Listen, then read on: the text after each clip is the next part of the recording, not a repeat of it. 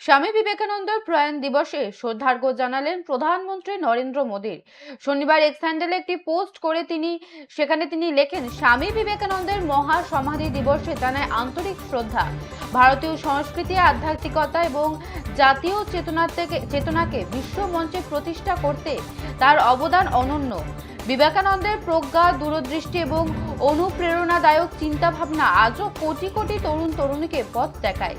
শনিবার স্বামী বিবেকানন্দের প্রয়াণ দিবস, কোটি কোটি তরুণ তরুণীকে আজও পথ দেখান।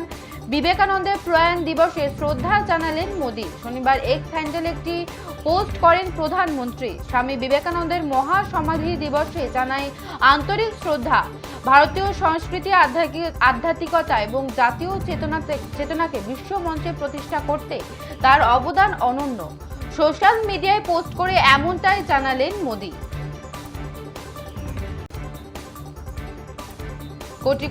কোটি কোটি তরুণ তরুণীকে আজও পথ দেখান। বিবেকানন্দের প্রয়াণ দিবসে শ্রদ্ধা জানালেন মোদী। স্বামী বিবেকানন্দের প্রয়াণ দিবসে শ্রদ্ধার্ঘ্য জানালেন প্রধানমন্ত্রী নরেন্দ্র মোদী।